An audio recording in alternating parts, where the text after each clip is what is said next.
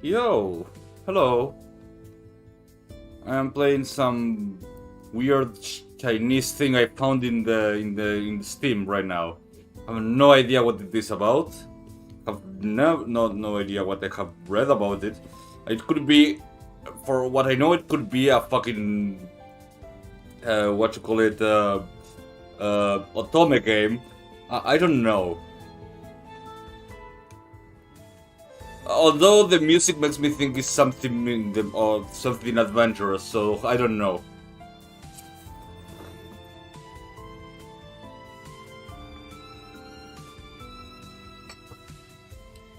So it could be an RPG, but it looks good for me, and it's a free game. So I said, well, why don't we try it? So let's go, new game. So basically that, I have no idea what this is about. I have no idea. I only know it's a visual novel. I know it's Chinese, and most of the time the Chinese ones have like terrible. Oh, what shit happened? It started without me touching anything. Oh fuck! Trying to sing, he moved. Oh, how are you, Wuchi? Trying to sing, he moved his lips. Not for his fear of death, the instinct to cry for help, not for a need of breath. So, but only the grunts of foaming floating on his blood resounded in the room. Ooh, sheesh. We start with murder. That's not a good look. Anyways, and other sounds. Out of control, his legs trembled. The splashing sound of boots, the anxious crying. The darkness fondled his eyes. He could only paint the police officer's facial expression from the sound of their footsteps. I am voting for a otome game right now. That's my vote. Or some kind of yaoi Chinese. Well, if it's Chinese, possibly yaoi. It's impossible.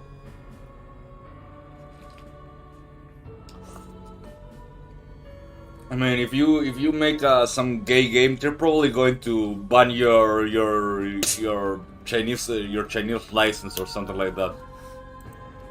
He'd rather be offered a large thicker blanket, so that his damp freezing body could be covered.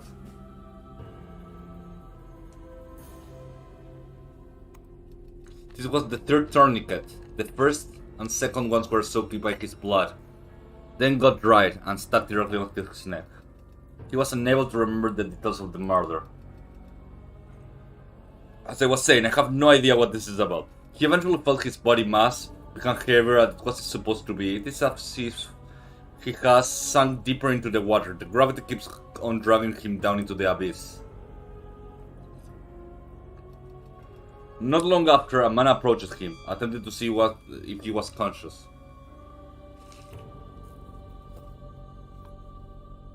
Okay, he patted his face, and it took him some time to figure out that his man was saying. Every single sound has become unclear, except the murmur of death calling for him. Hang on, stay calm! The man's southern accent shouted antinomian.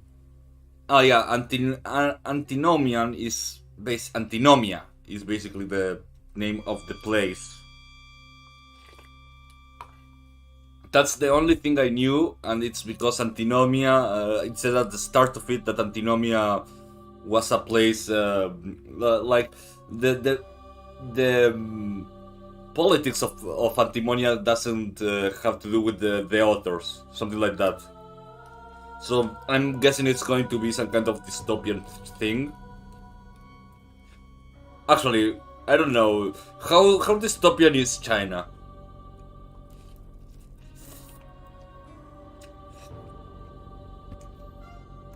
Anyways, he could understand the music even before he can talk. Above his voice, Talisac paper once lured him. Talisac is another country, I guess. The best singer in Popalyok.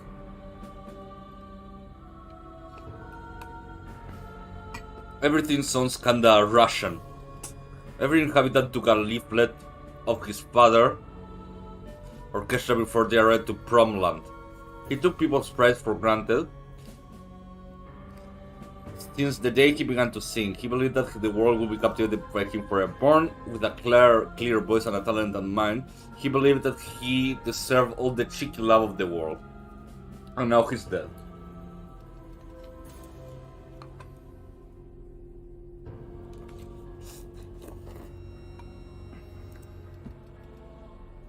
Ah, stop potatoed.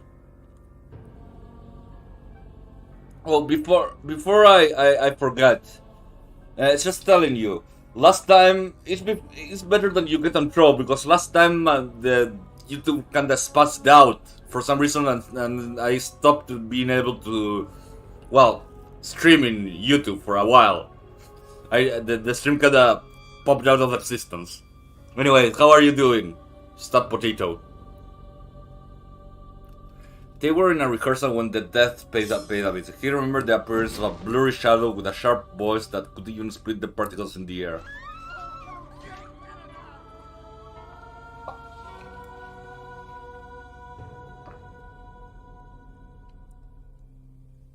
Okay. He saw how blood gushing out of the singer's neck, leaving splatters and tainted their suit. Some of the singer's limbs went into convulsions. Yeah. They died in seconds. Ugh. Gastric fluids flowed into his throat. Oh, so he's vomiting. Yuck.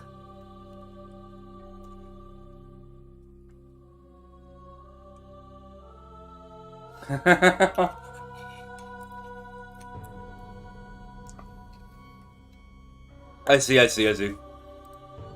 People died right before his eyes with such an agonizing scream he never heard from a human being. He could be so erratic, so nasty. Run. He crawled like a cat, sneaking his way out, escaping from the room of death.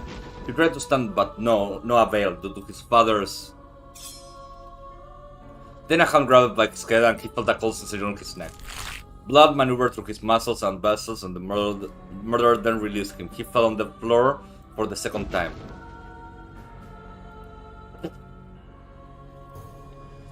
Blah. He was gasping for air.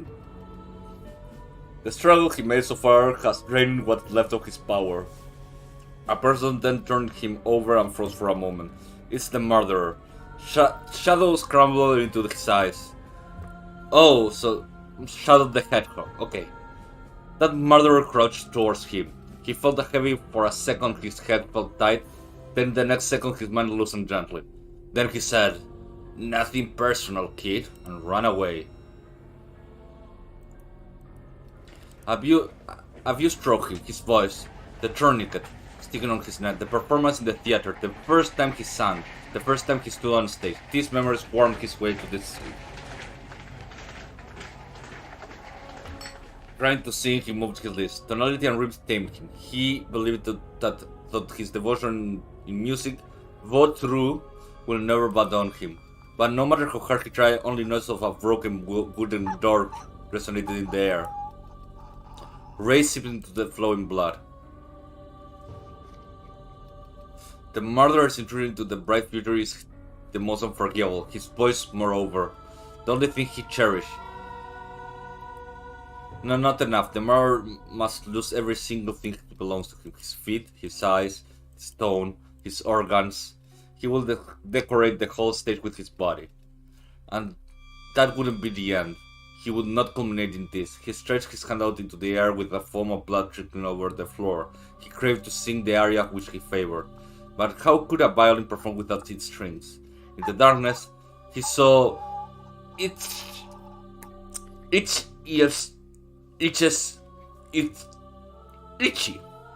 rising a gesture of silence. He should succumb to darkness, hatred, grievance, and fear flowed down his backbone, decreasing. Nothing would accompany him but silence in his death, on which his pathetic scream will create and cease to exist. Oh, cinematic. Oh, All songs must be hunted for the Omen of Doomsday. Okay.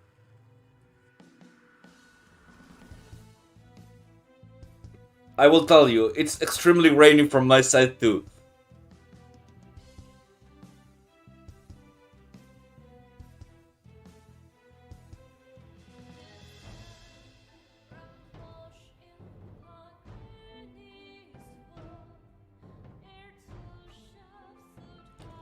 I'm still wondering, is this an Otome game? Okay, not anymore. Okay, there's a hot woman. Good.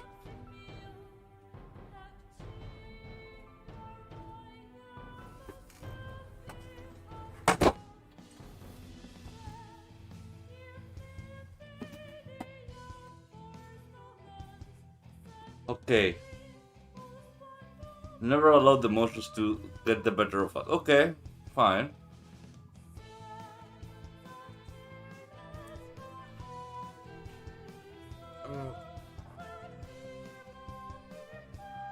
I have to say, like, I like grabbing random chain.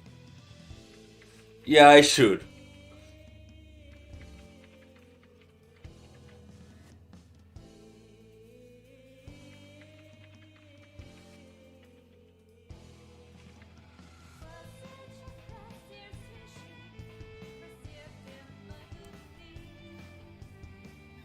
The only thing I know about this game is that it's Chinese.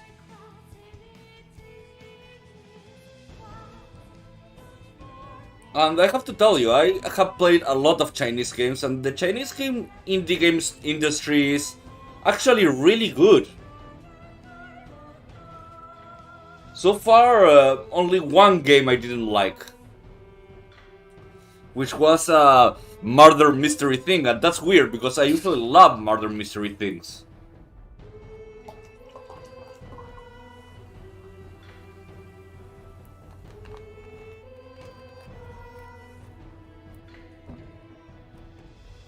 This game is free. That's the amazing thing.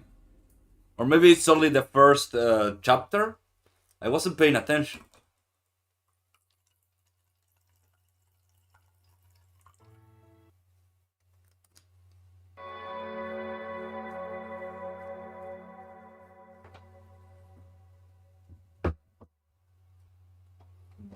December 5 of... Oh, okay. What a time to be alive.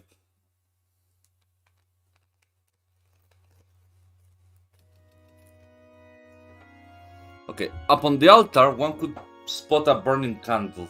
The metal wax trailed down the candle to the silver-plated candlestick. This text box will display the story content like red keywords. The text will display the relevant information. Okay, it's the only lit candle in the entire West Eyrie Chapel. There's no sign of enemy. West Eyrie. West Eyrie is the world's most populous religion. Its birthplace, the Celiac of Promland, is revered as a holy city. Its adherents believe in the teachings of Antinomiae and its envoy, Ichi. And they are notorious for their malicious reigning history.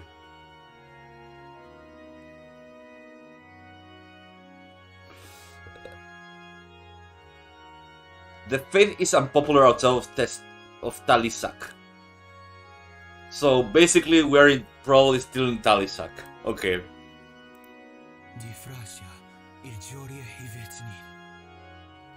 Holy shit, I don't know what you just said.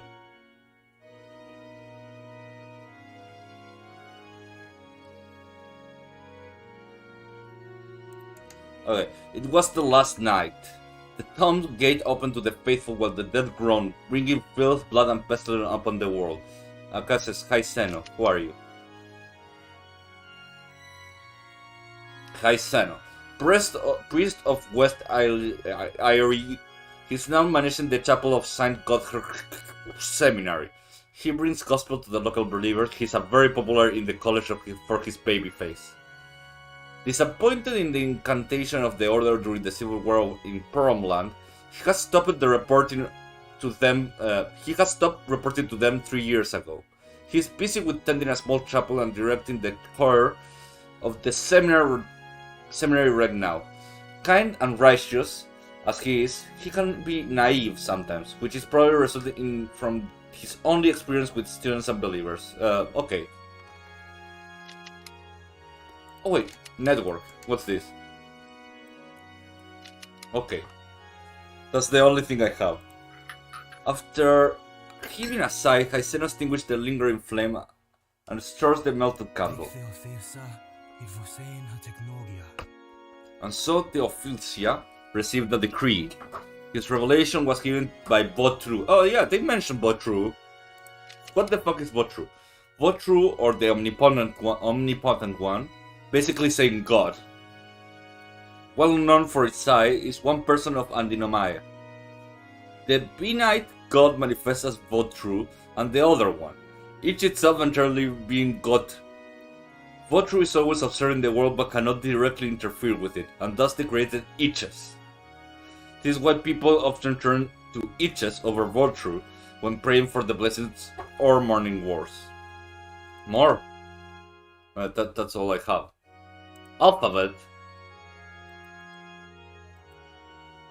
Holy shit, they create... This is amazing, to say the truth. They created even an alphabet. Number... Oh no, alphabetically. Oh, okay. The Confessor...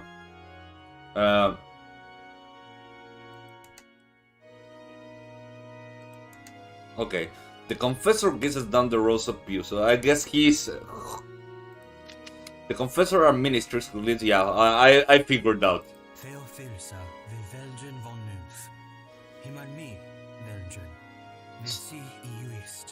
Telfisha wants to test him, so he called out, "Waldron, you must burn offerings." Father Muln... Okay, Priscilla. Hot. A young girl from the modest but well-educated family who is popular among the sisters and priests from St.Godhrkar Academy. She has a beautiful singing voice, which makes her the very possible next church leading singer. Recently, she has been sulking about not being able, I guess, to perform at the baptism festival. It seems that she is very interested in the topics like love and marriage. Okay, Priscilla, I love you already. His musings are interrupted by a young girl's voice. Haiseno, opening his eyes, catching the glimpse of the purple dress emerging from behind the pews. Are you still in prayer? Oh, I'm very sorry, I thought you might be done. Haiseno smiled, standing up and beckoning her towards the altar. It's quite alright, Priscilla, my prayers is finished. May I ask what you're doing here? My child, I thought you would be enjoying the holidays by now. Ah yes, preparing for the baptism festival. What is this? Baptism festival is a traditional religious festival with the centuries of history in the northern Bromland. Some old tales suggest that Bromland is where Theophilia, the first Ichus, was born and baptized. Grand ceremonies are thus held each year at December 12th in honor of her blessing. Customarily, the period starts from the last confession day before the festival is reserved for variations. Okay. My thanks, Shal. I'm grateful for your help. You may sweep over there while I prepare the altar. Yes, sir. Priscilla does as she's told, a bright smile illuminating her face. Haiseno watches her trot away to fetch a broom and is irresistibly moved by her cheerful demeanor and openness. He takes a brass spatula to clean the wax from the candlestick and pops a new candle in the clang of the metal bend with a swish of Priscilla cleaning. Silence fled the chapel the moment Priscilla arrived. While cleaning the floor, she hums a glorious hymn. As the new rising start of the choir, Priscilla was highly anticipated by the St.Godhrkar. That's singing! As she finishes the song, Priscilla sweeps the dust and empties into the dustbin.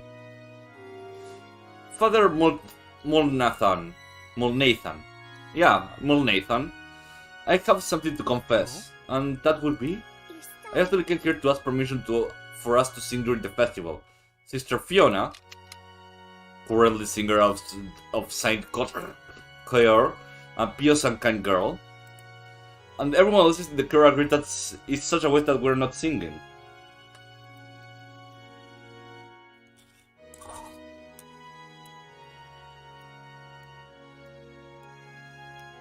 Give me a second.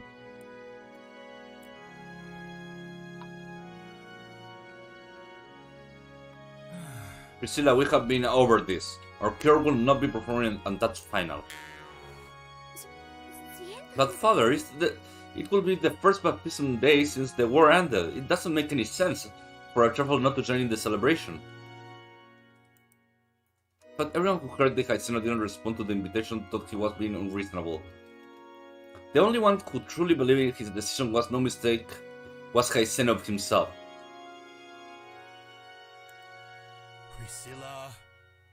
Priscilla, my dear, don't fight this. I don't like arguing with you. Besides, you will have to compete with my performers from all over the country. Even if our choir were selected, you would all have to perform for each of the 3 days of celebration. And as you mentioned, since it's the first baptism day in 4 years, not even a single mistake will be tolerated. Are you sure that you're prepared, young one? Of course we are. Fiona already asked us to practice our performance, and we have already learned all the songs by heart. And I heard the final show list didn't come out yet, right? Please, let us join. Pretty please. Priscilla frowned, squinting at her shoes, and twisted her fingers sullenly. All it took was one last pleading look to at last shake his resolve. Alright, for the sake of Fiona, the church will screen the performance in 3 days. If you're chosen then, we will see. That's so cute. But if you're not chosen, you will have to sit and watch the performance as part of the audience. Do you understand? Haiseno's word brought light of hope back to the little girl's eye as she held out the pinky and index finger, looking up to him. Aww. No take backs, just like Sandra's spew says. Utterly confused, Haiseno almost dropped the Saint Steel he'd been wiping down. What's that? Saint Steel is inscribed with the most sacred commandments of West Illyric. The texts are according to one tale passed down from the oldest. Every chapel in Problemland preserves a replica of the stele made out of the same stone as the original. Okay, fine. Wait, whose Bew? Sandra Bew's. Sister Sandra's, the handsome man that always comes to visit her. Ah, Bew! Oh, boyfriend, or fiancé, more likely. He comes here to the seminary. Okay, the seminary is the place, okay. Getting married, what true bless her, how was that even possible? His little sister was still studying at the women's college. How could she date in such a sacred place? No, the point was that they didn't even know she had a boyfriend. Oh no! The revelation shatters. Haiseno comes like a bullet through the sheet of glass. He closes his eyes, sadly realizing, in a way he never had before, that Sandra had grown into a woman with her own ideas and secrets. Where are they now, Priscilla? I just saw them in the library.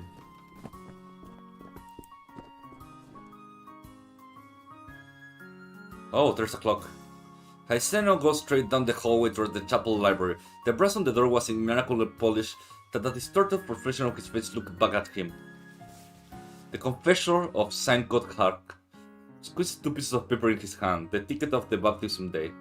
He has the perfect excuse to step inside, but his feet seem to stick to the floor, keeping him from moving. Sandra quiet chuckle and the softened voice of a young stranger tickled through the crack in the door. I can't wait, you can tell him. Forget about the festival, we can meet. As her voice becomes softer still, Haiseno presses himself close against the door. He could have sworn he heard a suspicious rustling and for the sake of Bodru, if the boy even dared to... Who's there? The door suddenly pulled open from the inside, causing Haiseno to lose his footing. His legs snapped together, causing the solemn confessor to stumble once, then twice before bumping his head against the door. The 1 karma point you received for Haiseno's injury is now displaying the function key, changing the tendency of the story consumes karma points. Oh. The level of injury of the present character will display on his or her avatar. You will acquire 1 karma points when a protagonist is injured. For every bad end, you will receive 4 karma points. Oh.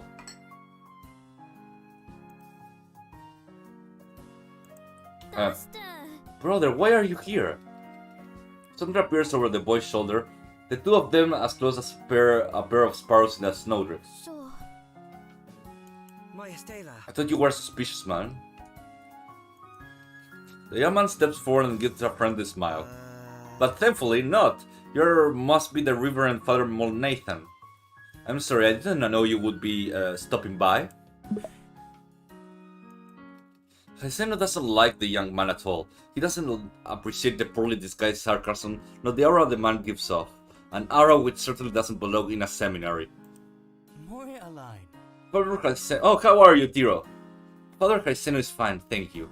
I have come to deliver your ticket for the baptism festival, Sandra. I hope you and... Haiseno left his invitation dangling in the air, hoping Sandra, uninvited guest, would state his name. However, the boy appears nervous, pulling the tip of his hat over his eyes. An awkward silence filled the room. Sandra's eyes shift toward her brother and her boyfriend before she finally nudges the boy. Sorry, we'll be leaving now. I just came to get some old newspaper. That's all. I'll see you later, Sandra. It was nice to meet you, Father Haiseno. Good day. After the footsteps fade away, Haiseno turned to his sister. Sandra standing near the shelf, head bowed, clutching a newspaper in her hand. Who was the hooligan you were flirting with just now? He's not a hooligan. He has a name, you know. It's Let Serial. It doesn't matter his name was. The boy is not the type of man you can rely on. I forbid you from seeing him again, especially in this chapel. Boing. Haiseno crosses the room to the large oak table by the window before sorting through the books and old newspaper left behind, wondering why the boy had needed them. I'm already 16, Haiseno. I'll be an adult next year, so I can see whoever I want to, and you can't stop me. Haiseno stopped to flick through some pages, then turned back to Sandra. Seeming to run out of courage, she looks down to the ground, her eyes rimmed with pink, as she fought off tears. Fine, I will overlook this for now, but know when Father Turna returns. Who the fuck is Father Turna?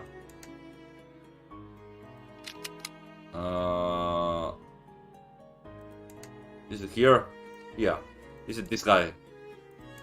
Oh.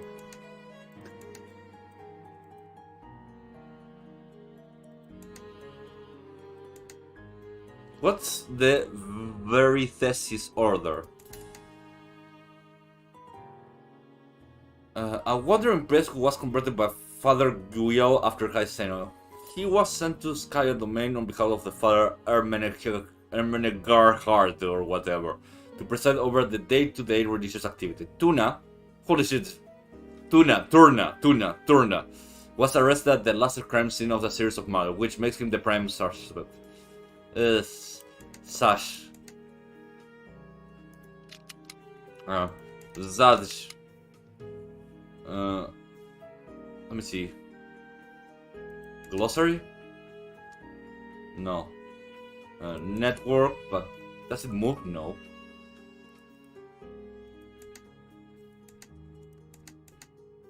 Tina and brother. Brother and sister, guidance. And Fred. Didn't you know, Father Turna, Haiseno looks at her bewildered. The last time he saw Turna was 2 weeks prior. Right before the energetic priest had once again been sent to Skya to conduct the local services. What about Father Turna? Sandra shakes her head. Father Turna can't, I'm afraid he can't come back. He said he killed someone. Well, I kinda ruined the surprise, I'm sorry. Don't tell me you believe that gossip. He's not a murderer, Sandra.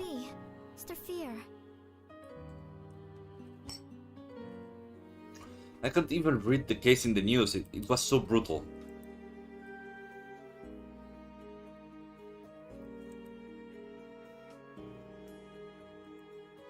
Did you hear anything from the church? Haiseno shook his head, feeling blood and run cold. Their priest had been wrongfully accused, but the Holy Church wouldn't even issue a statement because they are too busy preparing for the festival to be bothered. Then realized her hand to look up at him, his eyes darkening with fear and concern. Haiseno? It's fine, I'm fine. And Turna, it's fine. Could you go back to by yourself? I just need a few moments alone. Sandra had the best way to run away.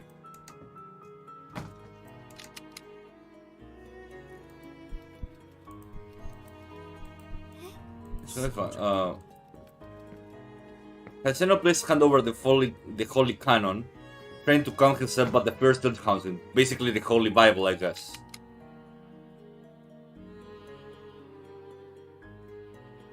Yeah, basically there.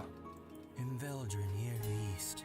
Thus Weldren built the altar there and reached the wood on it, and then placed the goat on top of as sacrifice.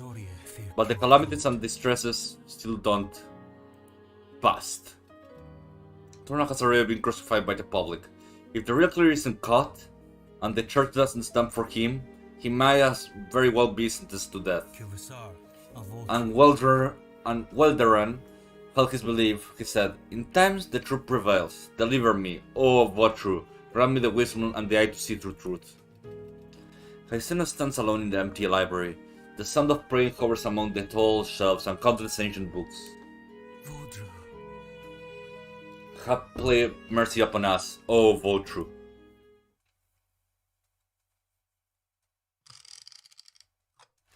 This is the timeline. Each of the upper and lower axes represent timeline happened in different cities or different places. You can choose different chapters to play in this game. The squares on the timeline represent the events of a certain date. Each kind of the outline colors, okay. Once click the square on the timeline, the summary of the chapter will be displayed on the upper corner. Click the character's avatar to begin the story. Oh, can I?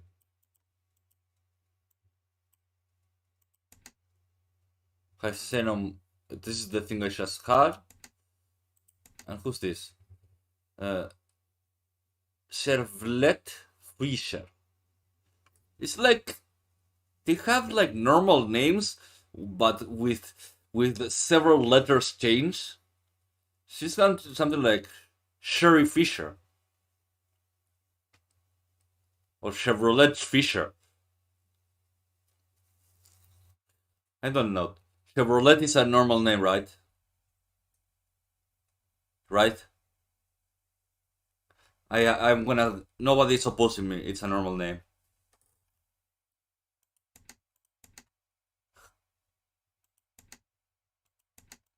There's nothing else. This is like the night.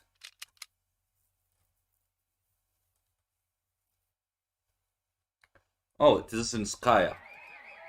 Give us the show, yeah, something high. In another rowdy night at the carnival on the coast, a sea of bodies roam the street in search of fresh delights. Before the stroke of midnight, people seek comfort from the grains and wine stalls. They sing and dance at the beach carnival, wriggling and bumping, looking for someone to enjoy the night with.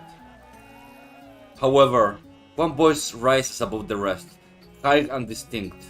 He sings with a holy reverence, but in the broken fashion of a drunk. Theophilsa and Godivar, true apostle of thine, history will be recorded. Wait a minute, no, all rise and fall will be recorded as they watch over us, forever true. No, that's not how it goes.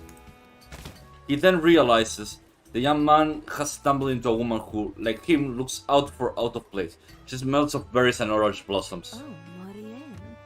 Ah, little boy, isn't it past your bedtime? Huh? The little boy? I'm not a boy. What is it to you? When he sees her face, the anger suddenly vanishes without a sound like a cigarette. Blown out by the damp sea breeze. He has never seen such a charming lady, and her temptation was somewhere between taunting and arrogant. The woman chuckles and curls a finger underneath his chin, directing his gaze to meet hers. I'm not playing games with you. I'm not either. The drunkard brushes her finger away and she chuckles. His eyes blurs, and there seems to be a cool, slippery oil rolling around in his stomach. Mommy. She looks like Mommy. Mommy. There we go.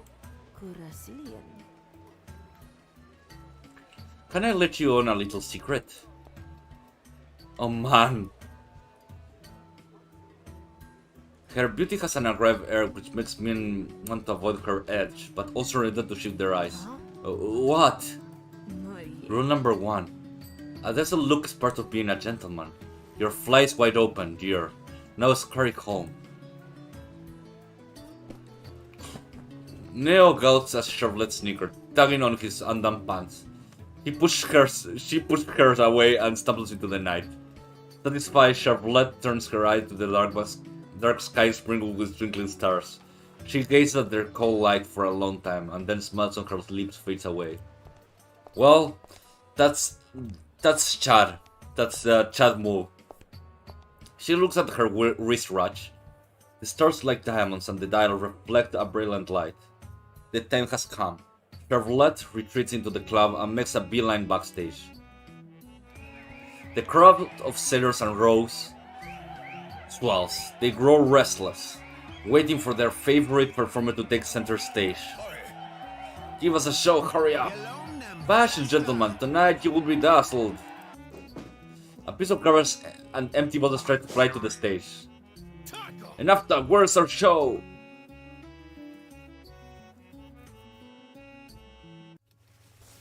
Listen to the distinct show. Charlotte changes into her dress backstage, when the hidden zipper on her waist is undone. Her elegant perfume is obscured by the smell of cheap floral alcohol water emanating from the costume. She walks in front of the mirror and looks at her face. The woman reflects back, flashes a smile that shines the stars. Let me see something. Where am I? Huh. No connection. Carnival Confessor, Saint, yeah. Okay. It's the first time she comes back since it all happened. Everything around her feels familiar, but she doesn't miss her old life at all. The flames inside her still burn, from her despicable childhood through her glory days to this very moment. The span of time hadn't diluted the light, but made it blaze evermore. It's the place where she lived and struggled to reach. Everything is built on her heart. No matter how low she stooped, in the eyes of the world, Charlotte is unashamed. Let them bash her again. This time, she will not run. This will be her stage where she alone exists. She will be the best there was. A sudden creak from the floorboards sent a chill up Charlotte's spine. She whips her head around, but when she sees the figure emerging from the darkness, she says in relief, and puts the scissor box on the table. Oh, Morien. Maverick? Don't scare me like that, darling. Oh man.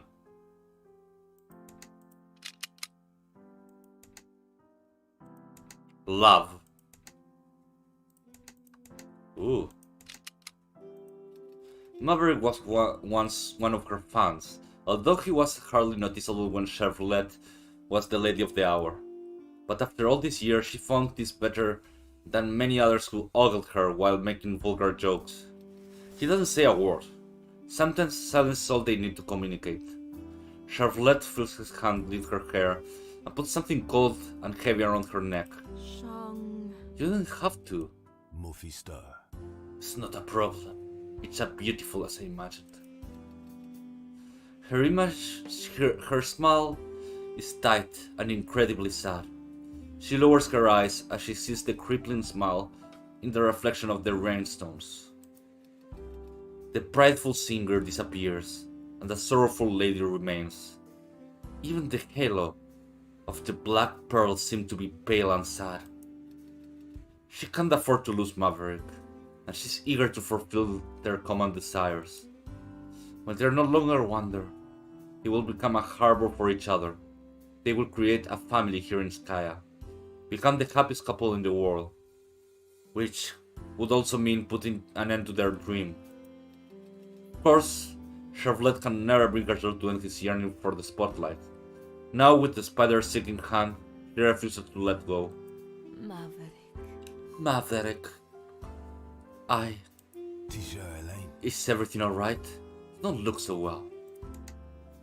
Boatswain of Spumam, who often sails between Promland and Tyrell. He has a tough body and a strong heart, a man who loves going to clubs. Maverick fell in love with Charlotte and her beautiful voice long before she has become the woman she's right now. And even when she was down and out, he never left. He is his personal simp. Story of true love. I'm just tired. It's all, darling. You sure? Doesn't stress yourself out? She paused to mull over his comment.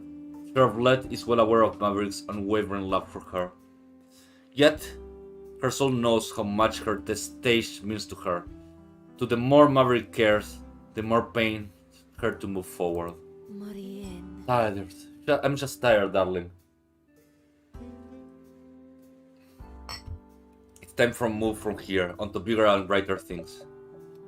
Maverick is quiet for some time, running his wine-worn fingers across Charlotte's cheek. The silence continues to fill the narrow gap between them. One eyes chasing the others, reluctant to move away. Write to me when you find a new home. I will follow you, just as I follow the stars.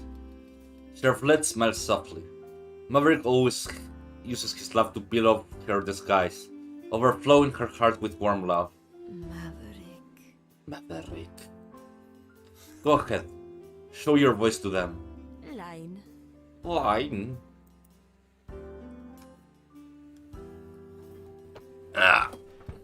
Her blood paints her cheeks and lips in rouge.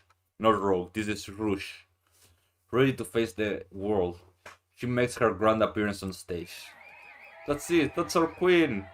Holy shit. There she is, the voice of magic, Knell of Illicity. She grasps the microphone and the crowd falls silent as she raises her hand. Charlotte eyes close eerily like a cat under the spotlight. Oh! He was called to all the stars in the ellipse of time. I hope you all enjoy it.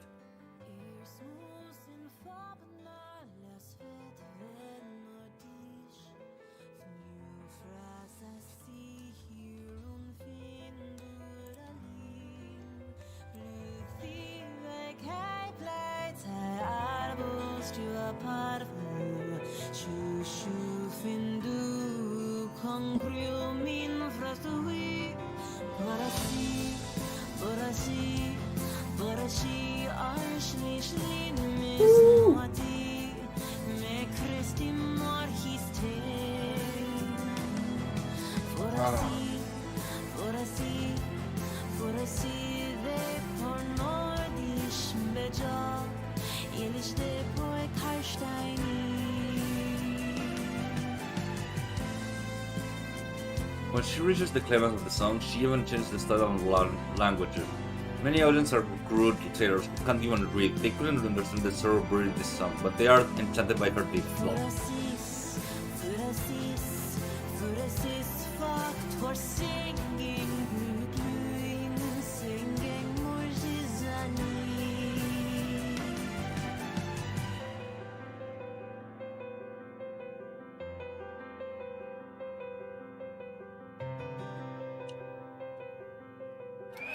Well, that was like 5 seconds. 1 minute. Yeah, bravo.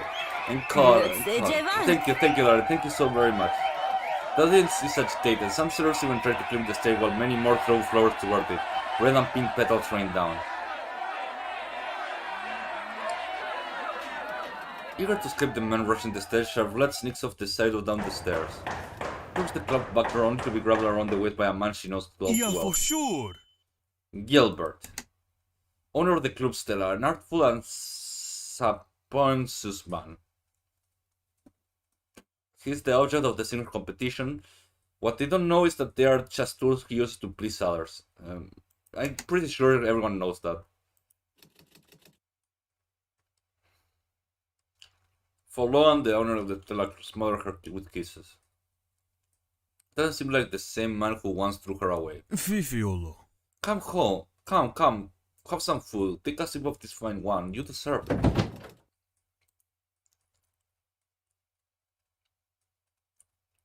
Fiong.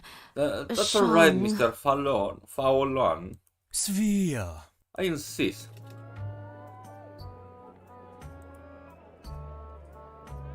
smiles and nods at him, feeling her skin crawl anywhere he touches. He quickly removes her black pearl necklace before snapping it in her purse that rested behind Fowlan.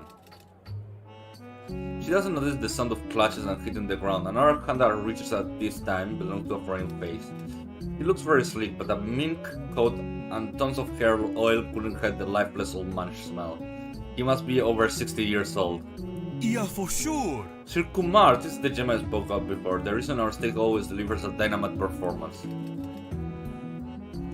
Kumar doesn't respond. He leers at her, focusing on her wide shoulders and cleavage. He's like me. Chevrolet tries her best to force a smile. I was simply thrilled by your performance, Chevrolet. Bloche. Thank you, Sir Kumar. Here start Sir training. Kumar is interested in being your newest patron. That's right, she's a little older than my expectation, Fowlan. Usually I bring those little girls, but every once in a while it's fine, I don't mind that change. When it comes to the moment to make a choice, the option will display in the upper left corner. The red color option represents the default choice that will be made by the present protagonist.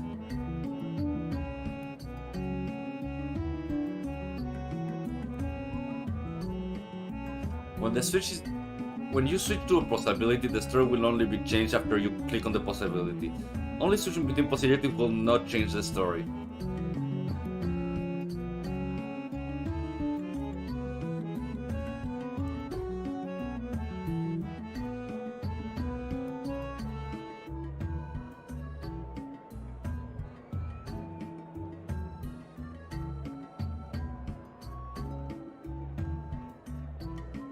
Oh, I see. Okay.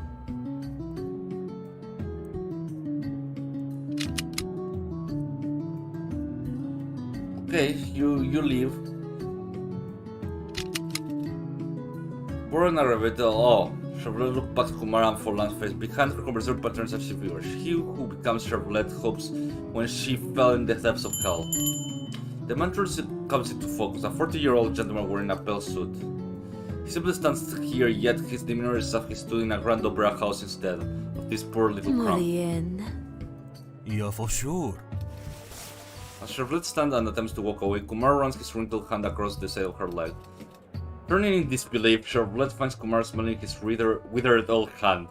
His eyes are lewd and repulsive.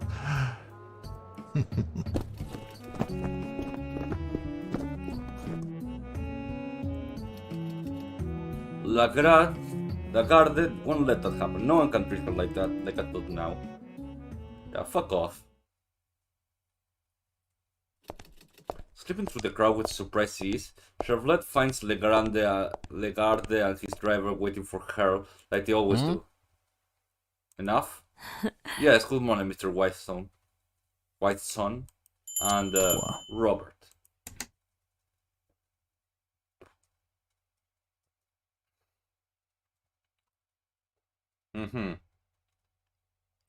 Okay. Your glow.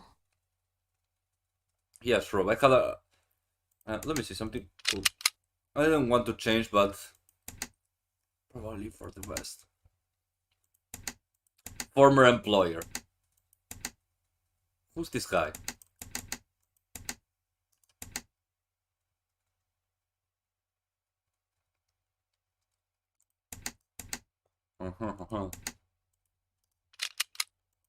Ring too, Jag. That's what I want to ask you. How are you, Chevrolet? The guard's man takes his hand, kissing the tip of the fingers. A fire burns at the base of her heart, making her lightheaded. Chevrolet tries to keep the redness from creeping up her cheeks. A lie. I am well. Thank you for caring. Lagarde turns to Robert. His neutral expression doesn't change as he motions for his driver to step away, then moves closer to Chevrolet. Robert grumbles to himself, not wanting to be far from the object of his desire. I mean, did you have a good time here? Claralian. What a golden mother's time we live in, Mr. Whitestone. Look at the carnival, a testament of human vice and wickedness. I sang one song, and the one you taught me, a song about great sorrows, aspiration, death, and adventure myth. Even the roses in the cemetery will shed tears. But at them, they've been driven by my boss, as they were with anything that brings them joy. Theirs, music is one of them. Even if I sing a demon song, they will be in ecstasy. She's just too tired. The peacock and fish and feathers on her bonnet tremble in the night breeze. She snatches the hat off, throws it down, and stops it underneath her booth. You don't love me because of my song, my voice. A hand gently moves over her shoulder, getting her hair neatly in front of her chest. Legarde's soft voice comes from her side. Vincent. She knows better than anyone how easily a man's mind can be controlled as long as the messenger is beautiful. Even if the messenger is poison to the ear and tongue. Artred. Using your unique melody to share it to your soul and share it with everyone's mind, isn't it that the duty of a true singer? That's what he told Charlotte when they first met. Remember, it's hard for those ideas to enjoy the music and lyrics at the same time. However, the best singer could make them enjoy both. The songs are not in antinomian. Antinomian is the official language of Promland. Mark Fork is precise, semantic, flexible, structural, and easy grammar. Perhaps it's for those reasons that the Antinomian is quite popular among the globe. Oh, it's like English. I see. 6 months ago, Charlotte was once again kicked out of the bar she applied to. A gentleman stopped her in her tracks and told her how he would make her a true singer. During this time, they taught Charlotte singing styles, melody, and even a new language. And if it wasn't for Lagarde, who opened the bar for her, Charlotte never would have made it back to Top Stella. Lagarde, small and raw, returns to his mother's side. Charlotte folds her arms and waits for him to gather his thoughts. We have a meeting tomorrow afternoon. Rustia.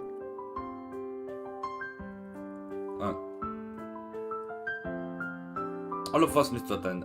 You shall come with us. It's time you leave the scum behind. You're meant to be a star, Charlotte, not a spamman. Spamin for a drunk sailor. Legendary creature among fishermen and sailors. These beasts are living deep in the ocean, half human and half fish, with the pale bluish skin with the hair of Dansalga. They are son of a bitch.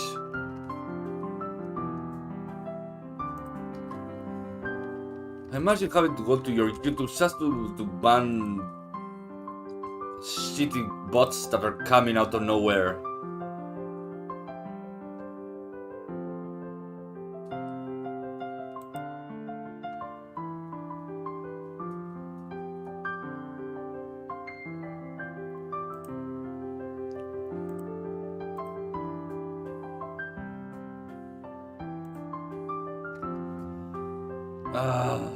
Okay.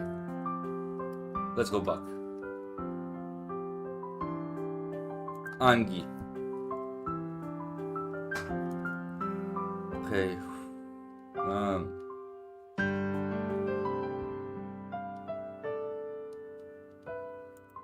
Okay. Star, for the first time she can be connected to the world. She was born from the dust, a stain Charlotte thought she could never get rid of, but now it's time for her to be freed.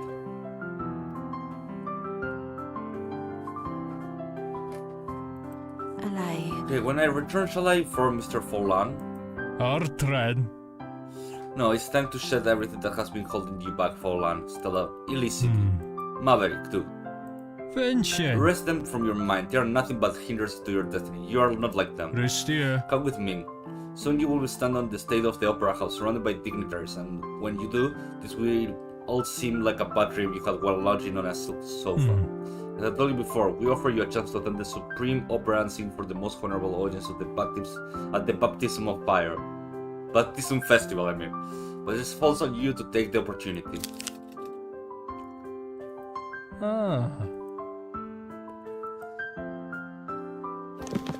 With Lagarde turns on his heel, and Robert follows right behind.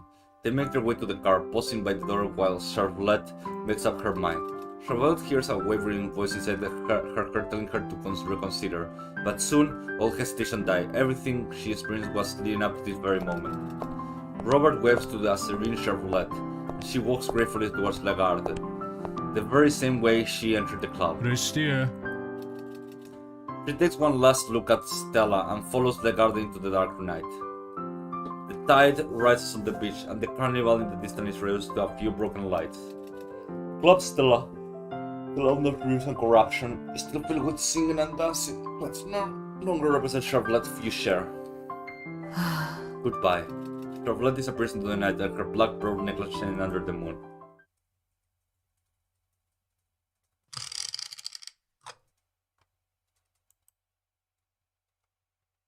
Huh?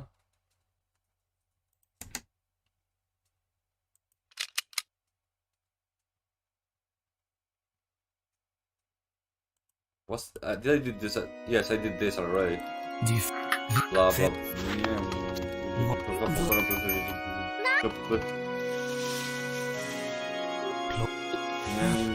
Blah blah blah blah blah blah blah blah blah blah blah blah. Okay, come on. There we go.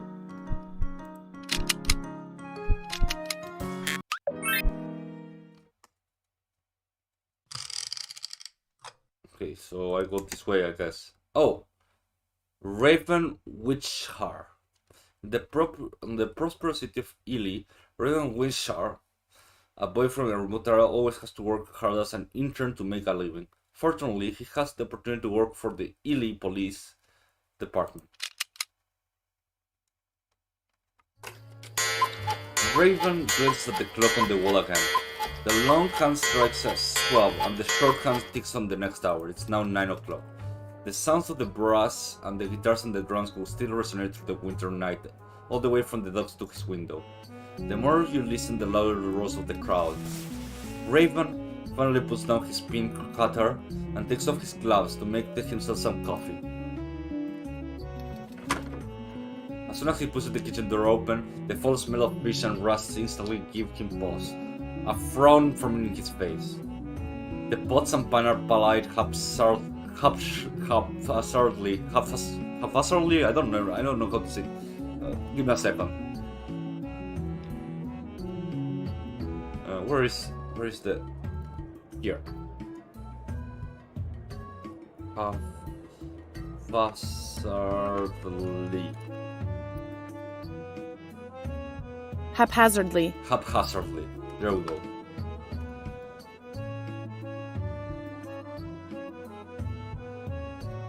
Haphazardly. There we go. And the smell of surf on the kitchen counter. Itchy My itchy simple. Itchy simple is a concept of West Irie, referring to apostles or emperors of the human world. In Antinomian, a word means dragon steering light and fire. In folk tales and myths, they appear in different forms and treat people with distinctive attitudes. However, they all have a similar mission, observing and governing the world of God. World for God, I mean. He closes his dead fish mouth and flips it over on its other side with a shovel. And it is then that he discovers the skin on the underside burnt. Apparently, his good roommate tried to fry but failed miserably. He brushes the pan and puts it away, then lifts the fish by the tail and drops it in the pot. Itchy You could never have expected him to take care of himself. It's not just a cucumber, despite the trouble his roommate gave him all day. Raven decides to prepare a salad for him anyways. Shortly after he finished the salad, Raven hears something scratch at the door lock. Knell must have been drunk again. Just 2 glasses of crappy wine and he forgets his own name. And he still can't resist drinking whenever the carnival comes around. Okay, so Neo is the guy from the other night, so...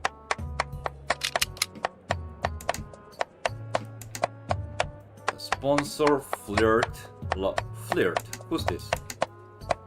Oh. Roommate, I guess.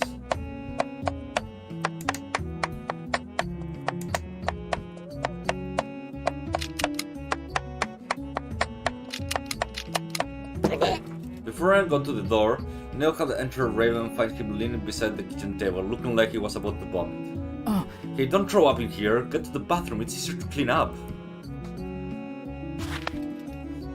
Raven grabs his arm and drags him out of the kitchen. Knell leans against the back, causing Raven to nearly lose his foot. Get up, stand up straight. God damn it. Knell stumbles and almost falls down. He needs to make his way to the only toilet in the whole. Oh, actually, I need to check something. What was the name?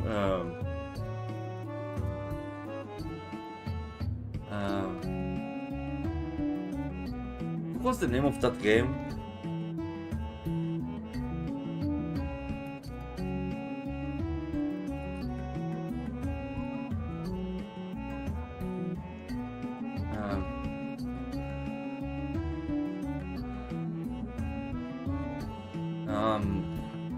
Fuck, give me a second. I will be back.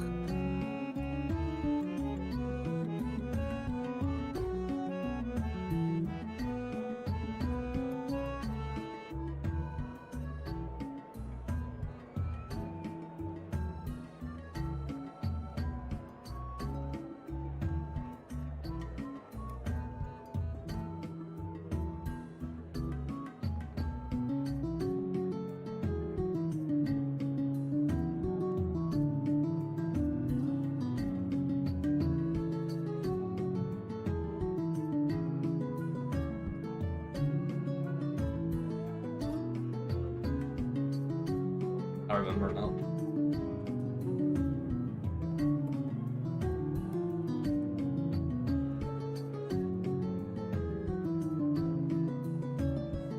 Okay, I need to check something.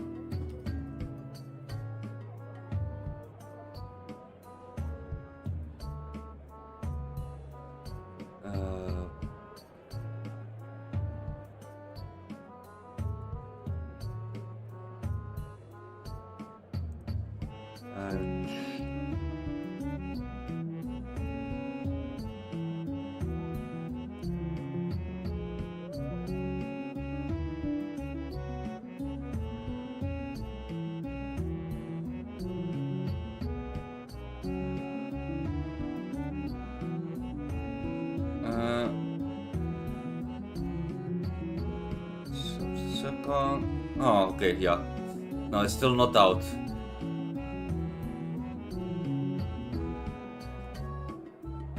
Still not out.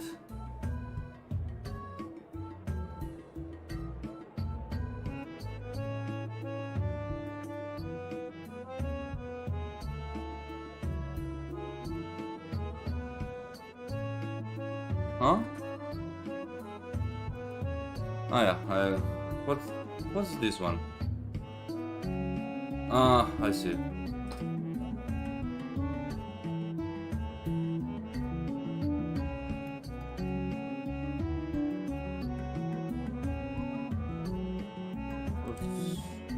Well, I'm playing something, but I should stop distracting me with something else.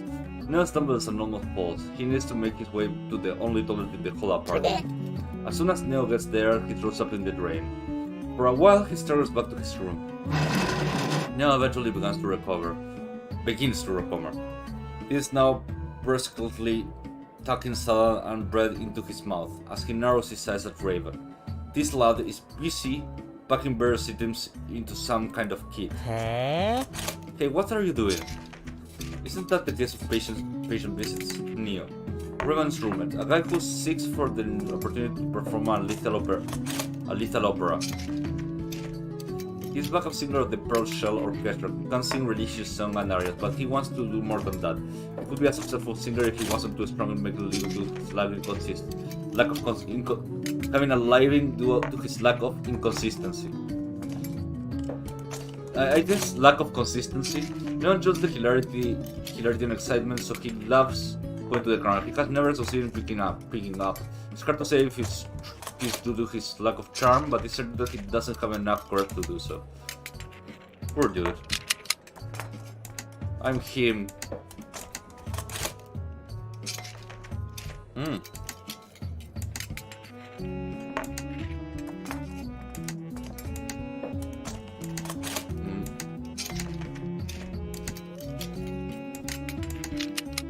Sí. Well, I received a job from some doctor at the university. I broke his kit when you were rehearsing. Raven checked his equipment and ordered his kit while Neo finished his bread and swiping the crumbs away from his face. He then goes to where Raven is standing and picks up a pair of forces to play with. You start? So these are the tools you're operating with, because you have a physician's license, or have you? I can't remember. Well, it's for an autopsy on a victim that might have been involved in the recent gang shooting and serial killings. I don't know, the detective didn't tell me much. And it's best you don't touch that, though it's been sterilized, it was used to the bone and pried the skin off of the bodies. You immediately toss the danger back into the key. Phil! Hell, I never touch any of your shit again. But why did they give this mission to you, Don't they have their own forensic team? Don't know that either. I was just asked to check the corpse. Internship can provide more standard pay and they're giving me some extra steel for it. Tusta? Could it be the series of murder Horrible said? They found a new body and caught a priest. Did you hear about that? Holy shit, why don't these white bird cop sue the Pond's world? The Pop Star. Oh, because he's drunk. The head of West Earth is charged, a combination of Pope and Esar,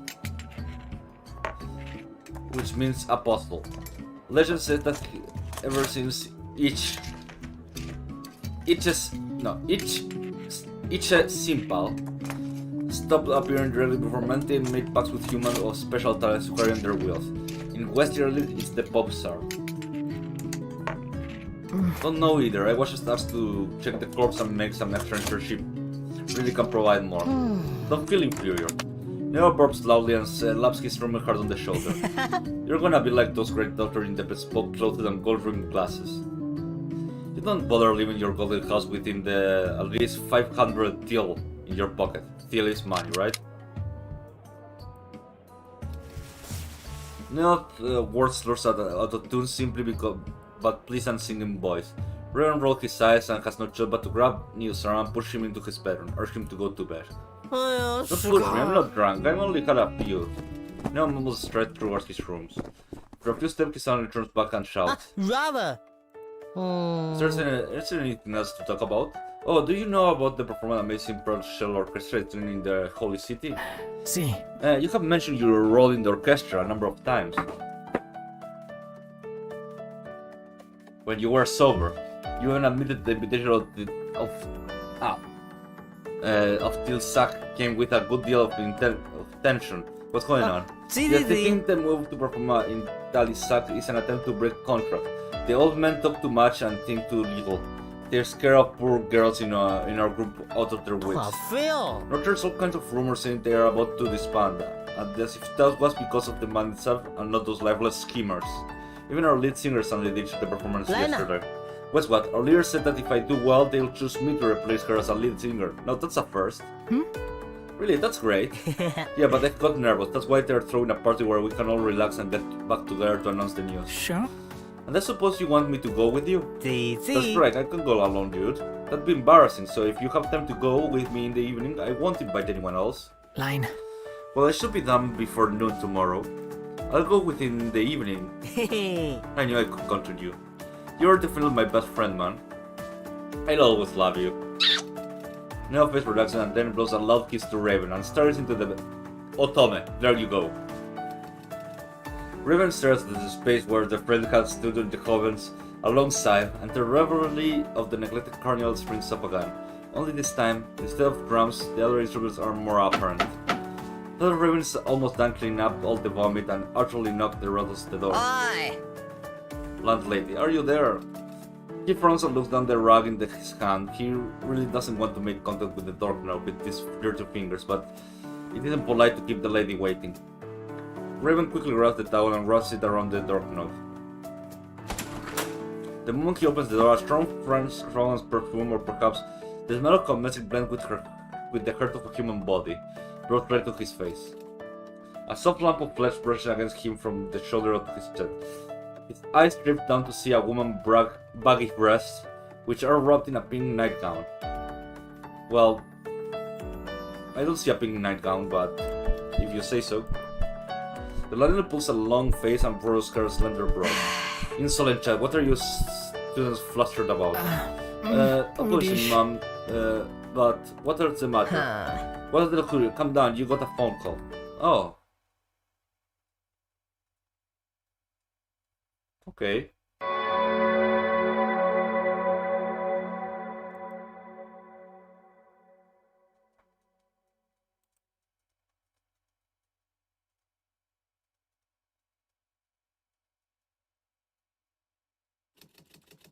For Raven, the pay was a meager as expected, but Detective Widow Lucknow pushed the work experience as a once-in-a-lifetime opportunity to work with the Ely Police Department, which Raven couldn't resist.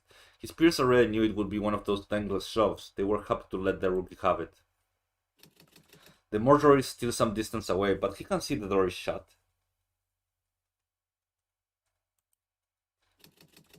He looks down the watch, click the clock at the access the timeline page to switch stories to different characters. Oh. Oh, there are other ones. This is Raven, and this is Haiseno. Okay. But I don't want to change. Melody? Excuse me, is anyone there? Please open the door. Not long after, a man with dark skin comes out and looks at him skeptically. Arhik. Who are you? Do you have an appointment? See. Yes, an autopsy appointment made by Detective Widom Lucknow at 11 o'clock. Are they here already? Fia. Wait for a second. The man turns away mumbling. Raven puts his suitcase on the side of the flower bed. Daily police never fails to live up to their reputation of slackness. It's just a work order, but should be basic etiquette to arrive at least 5 minutes in advance. At that moment he hears a voice. A man is approaching. He doesn't wear a coat, and there was a kind of sophistication that did not correspond to his actions. He looks at Raven through the iron gate with a serious expression on his face. Raven gives him a friendly smile. Good day, Mr. Lucknow. Melody. I am the intern from Ely Medical College. Ely Medical College is a national renowned medical school in Providence that was founded during the first Parisian War for trained medical field doctors and specializing in surgery. It is one of the few universities in Ely that has an acceptable academic atmosphere. But the policeman does not respond. He furrows his brows as sharp steel grey eyes carefully examine the light. He pauses for a moment when he sees the leather-gratted steel box Raven has with him.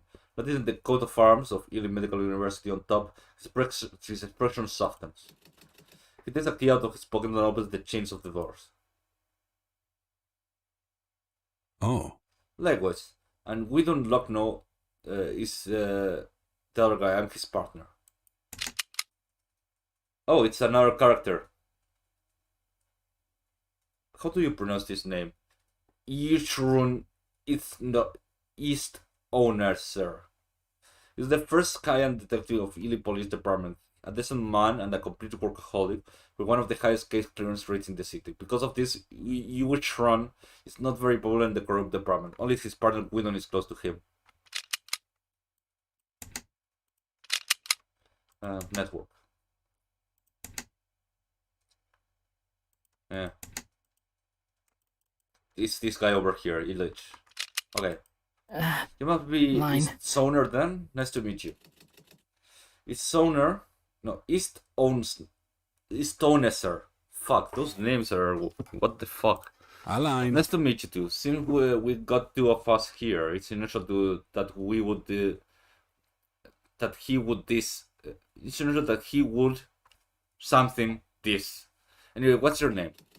To interest, Mr. Lucknow didn't mention that he had met another doctor, and Viton told them that there was only one place in the college. After a moment of doubt, Raven dismissed the thought. Lucknow probably forgot to tell him about it, which hasn't really important. Raven Winchar. Raven Winchar. Yushrun can't freeze at this point, just long enough for Raven to notice the extra finger. Oh shit! 1, 2, 3, 4, 5, 6. 6 fingers is a kind of limb deformity, usually referring to an extra finger on the palm. In Skyline culture, 6 fingers is a lucky sign, hence they rarely have those extra digits surgically removed. Thus, the number of 6 fingers seems particularly high among Skyan people. A symbol suggests this tough guy is a Skyan. He's the only race in Providence who consider it a lucky symbol. Yushrun pushes him out of the way and rushes into the hallway, looking around the corridor like a nervous squirrel. Glum shadowed his face, and his chin and neck are tense. Where is he? Is he gone? It's a waste of words. The answer has been seen in Yushrun's face. The officer strides back to the lounge and searches every corner of the room, like he would a crime scene, as if his windows seal of the desk drawer would hide a living person. Yushrun stands and walks over to him, determined to look at his face. Raven throws his attention to the officer. Raven once again sees distrust reflecting in his man's eyes. What the heck? I'm afraid I must check Your internet identification, Raven. Line. Absolutely, here you are, sir.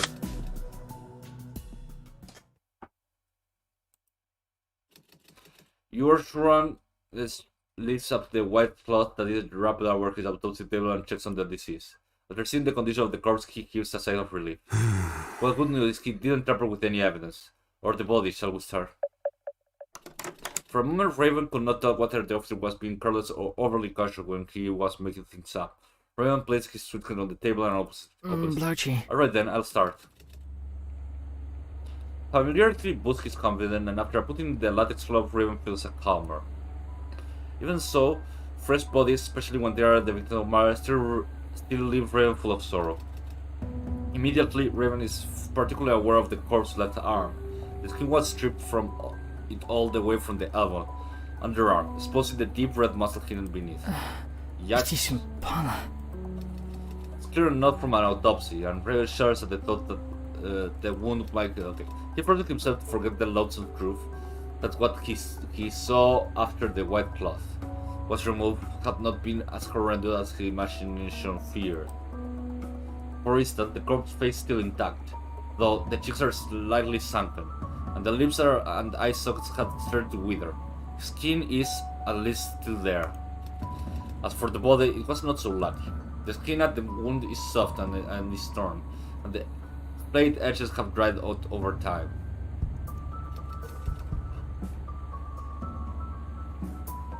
Raven examines the wounds closer. From the incision to the innards, he could see the victim organ had been tampered with. Judging from the position of what was left, there was high possibility that a large portion of the intestines were ripped out. Not surprisingly, considering the state of the wound, a significant number of his internal parts had also been removed. Detective It's Got a owner. clue? I'm not sure, not very familiar with this case. Mr. Logan did not give me much information on the body, so it would take some time to reach the conclusion, but there's something weird about his skin. It's awfully bleak and dry.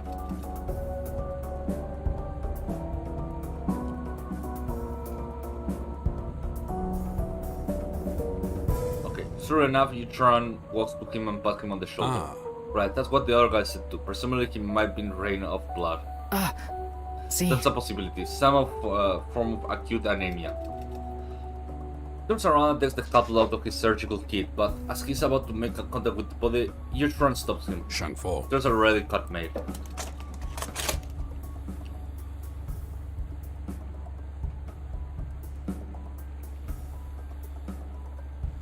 Raven uses the twister to tuck one side of the skin away, laying it down like one blanket of skin over another, further exposing muscle to show Yutran the cross-sectional area that was torn on. Got a clue?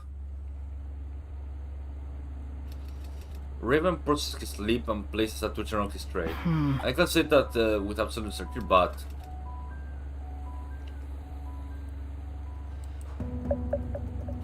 Finally, he straight his back.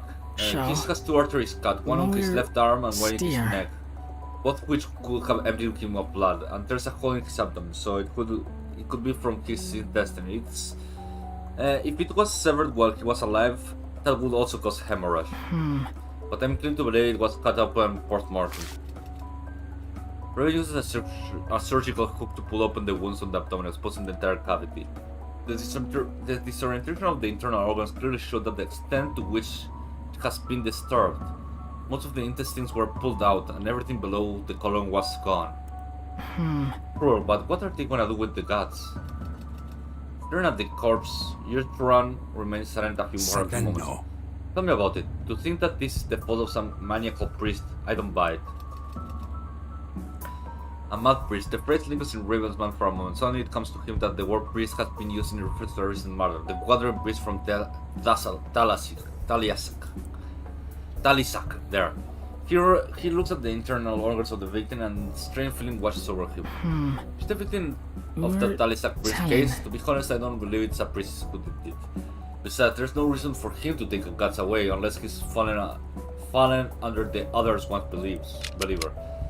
God of West Aliak, the other side of Andinomiak. This displays an invisible evil that fell into sleep. Just like Votru, the other one has 4 itches to command. They might be lurking in the shadow somewhere whilst he sleeps, abetting all the evils in the world. Ah. Yeah, go on. Raven looks at the body. This time he spends more time staring at the victim's face. He's unnaturally calm, but the loose skin tells him he's pain. It has the kind of look that says that the person was thrown into a nightmare, experiencing unimaginable distress in their last moments, and the soul was carried away by death in a trance.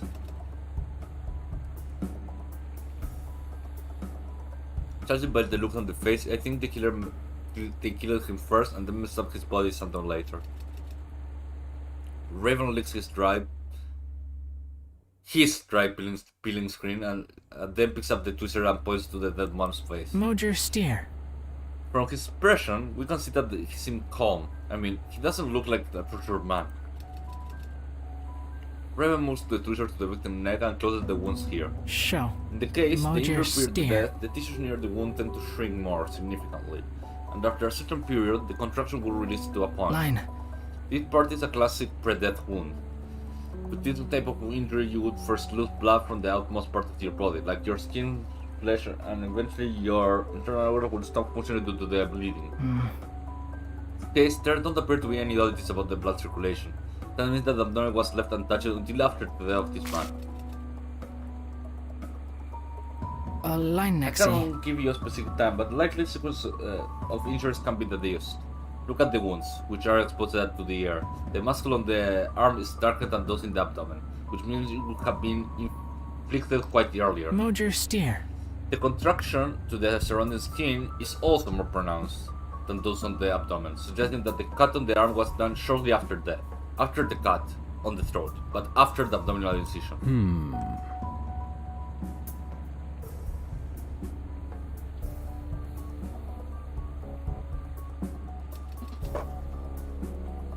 Around the spot a dagger where huge strong fingers are pointing. It has a slender grey blade. The priest's dagger. Raven had heard of it. He shakes his hand and sets that treasure back on the tray. I'm sorry, but I don't know about weapons. I think you're right though. The characteristics of the wounds suggest that they were made by a thicker and more exquisite blade, like a hunting knife. Raven nearly chokes on his thoughts. Special knife those top hunters have. He takes the severed intestine and shows ears around the cut. Mojer steer. Look at the twist on the slice, meaning the clear used it just twice to cut it off. Where the skin was flayed and the tendons were torn to shreds and the blood vessels and muscles were badly damaged. If there were only 2 wounds, I would think the clear did it in a hurry. Ray picks up a hook and pulls open the wound on the neck. Show. But this wound is completely different. The knife must have gone in a downward direction, cutting the carotid artery clean without hammering the trachea.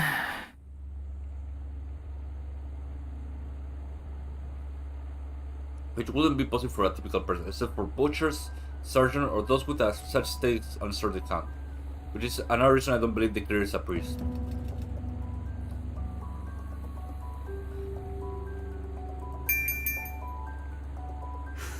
Glenn, you definitely deserve the title of Ely Medical University top internal, right? We're telling. I made another discovery, but I'm not sure about it. I think the body was moved after it was completely stiff. The leg is in a normal state of stiffness as well as the shoulders.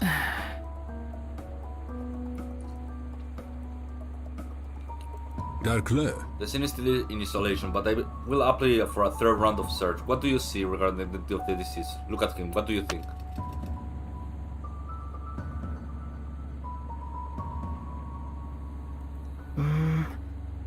He doesn't look like a local.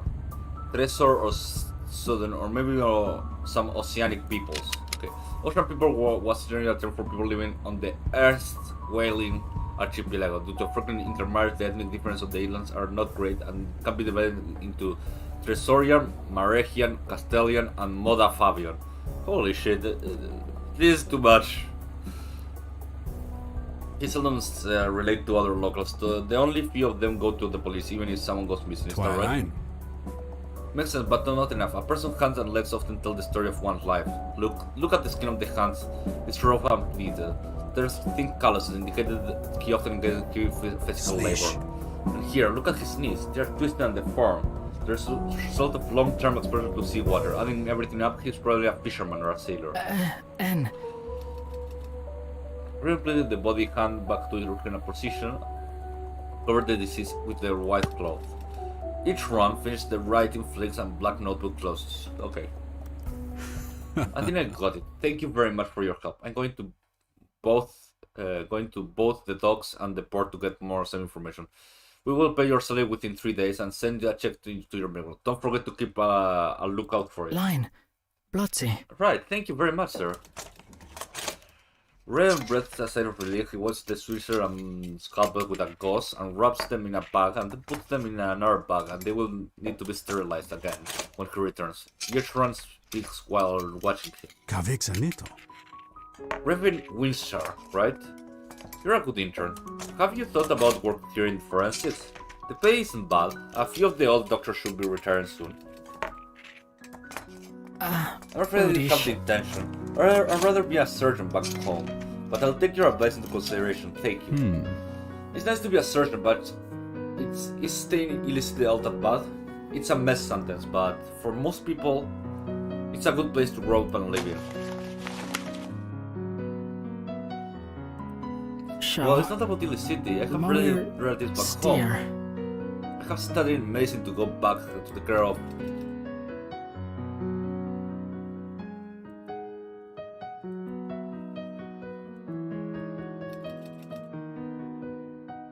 Oh. Well, is she in poor heart? You can bring your family here. The wear in illicit is perfect for recovery. Gertrude watches Raven lower his eyes and close the boxes one by one. The two fall silent for a while, and only the clattering of metal clasps can be heard in the morgue. Not about the disease, it's just... He's absorbed in his thoughts again. Internal conflicts and repressed uneasiness filled the young man's face with a melancholic gaze. But he's soon aware of his impoliteness. Raven pushes slowing up his hidden emotion behind the pointless self-justification. I'm sorry, I'm just... fell into a memory that's a bit much.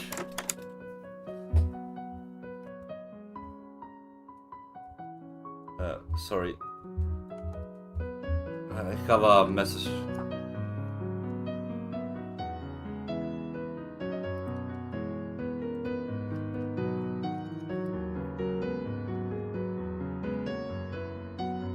Melody. I'll take my leave now. Best luck with your case, Detective Stoner. Stoner.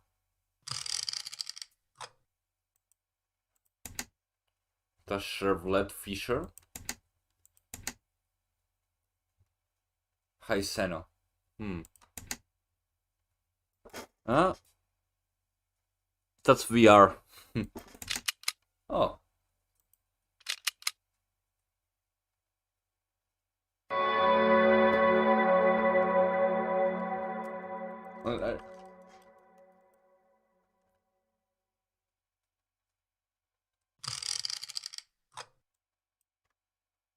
I was wondering if there was anything else, but no, it seems...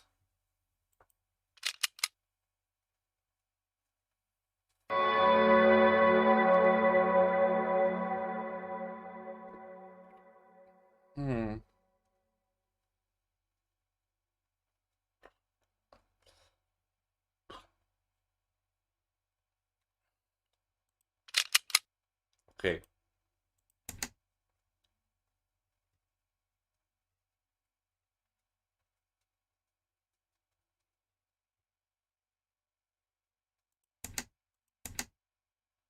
Let's check on Kaisena. This way, please.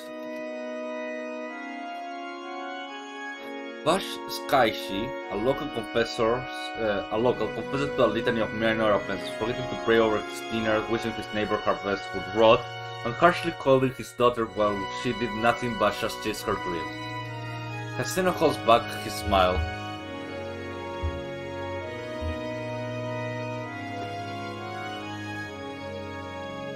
Says droop from this in one operation after another for hours and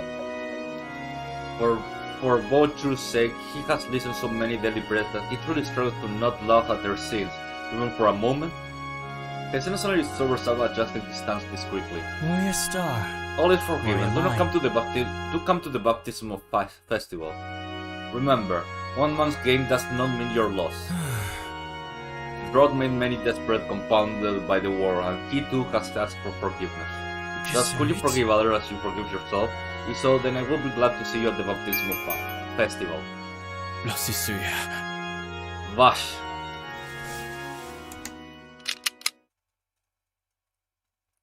Man, I'm still damaged. Hmm.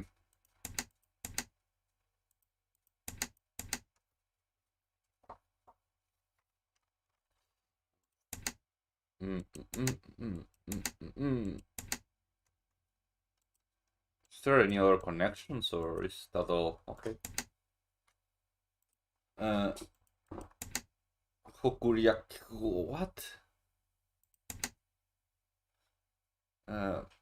Where am I?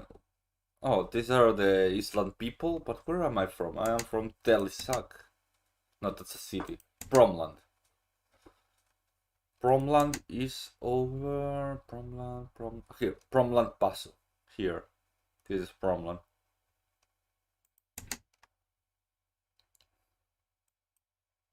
A seaside city located to the southwest of Promland.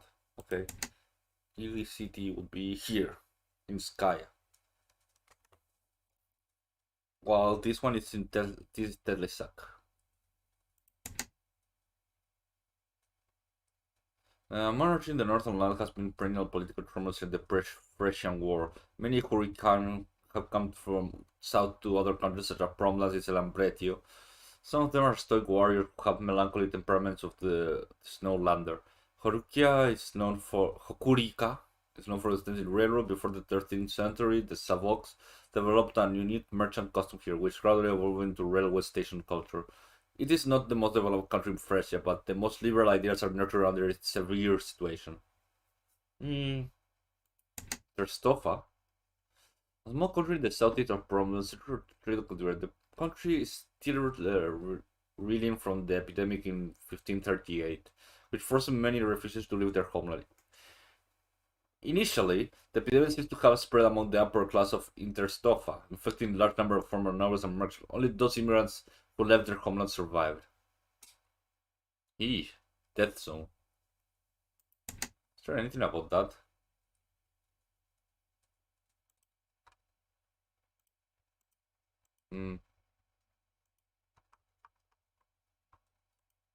Oh, I read most of them. Concept? No. Biography? Oh, this is the history bash. History of talking. Okay.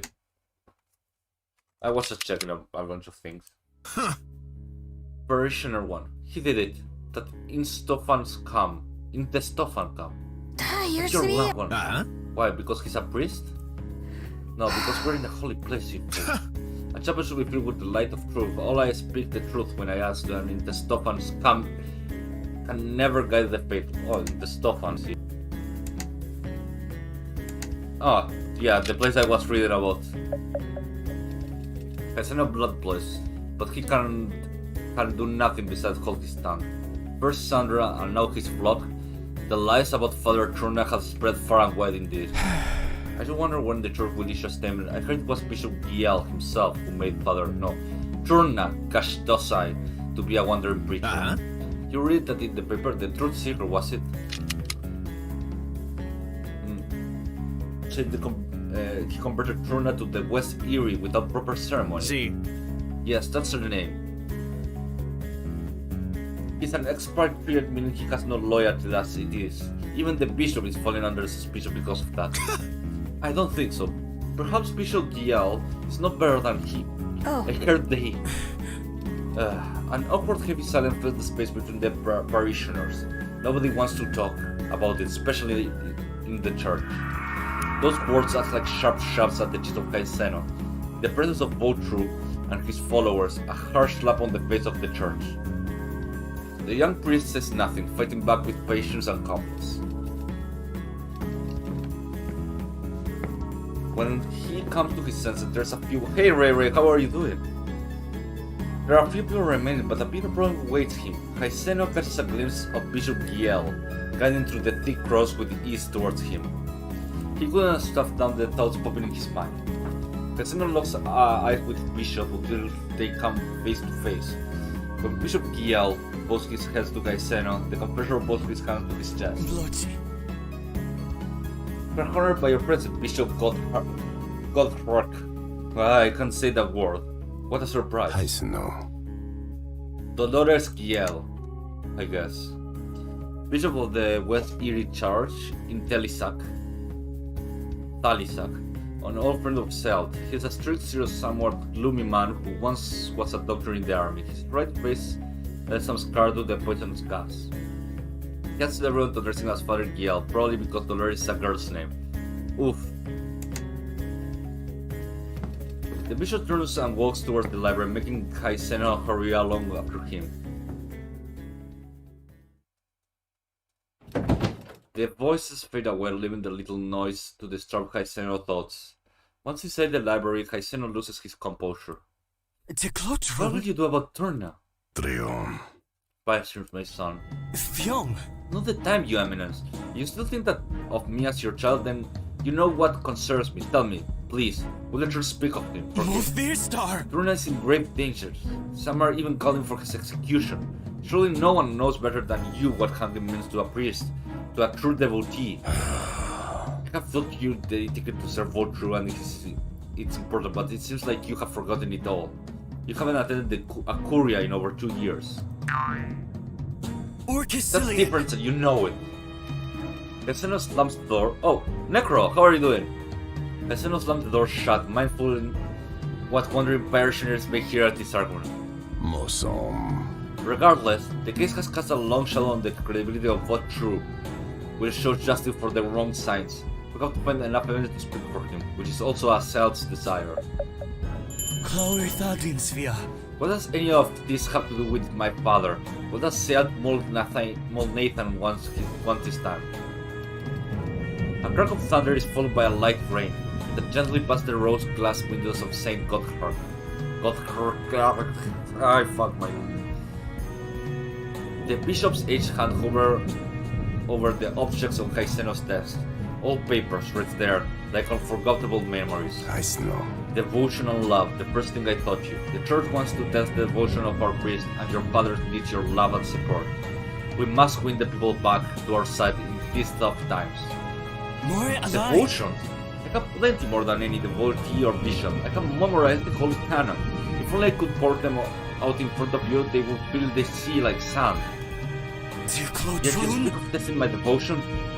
Did I not say within the church when it sat by and did nothing as thousands lost their life for a lie? You know very well that my father never approved of my conversion to West Isle. What reason do I have to support him? Dragon. Watch what you say, Haiseno. Not, I will not hold my tongue any longer. You of all people should know that the scars outweigh the rewards of the last wars. You're the bishop. You should know better than anybody in the church, and you mentioned my father. So aren't they just using the notoriety of Turna's case to stimulate support from the hardliners? Mr. Molnathan may be blind, but he can still hear the people cursing Instofan's scum. Instofa is a small country, yeah, I read it. Seems he's still focused on his grand institution, while I crave a real and complete solution involving claiming Father Turna's name. After hearing such an impertinent remark, Bishop Giel remains silent. His eyes are distant, staring out the window into the misty rain. He turns back to Haiseno, observing his anger and sorrow, his face peaceful and calm, like the idol on the rose window. Slishin. All I can promise is that this will eventually be solved, and solved in quiet. In the meantime, we cannot let the faithful worry. We must show them our devotion is unshakable. Before Giel can finish, Haiseno's anger bursts. Do you hear what parishioners are saying about Turna? They're calling him a murderer, and even the Morning Post reported the case right on the front cover. Turna may have been a bit of a cynic, but still doesn't deserve the blame. Is that what the church wants? The hearts of the broken public unsettled, living every day in fear of unspeakable death. The evening blood should never knell. Fyong. Your eminence should be the reminder of a hot supper and the embrace of a family. Or should it be like the bell tower of St.Godhrkar, which never rings, where the believers fear they may be killed shot by stepping into the darkness? More Is this what the church wants? After such a long silence? Dragon. Enough! I Seno, I'm not going to say again.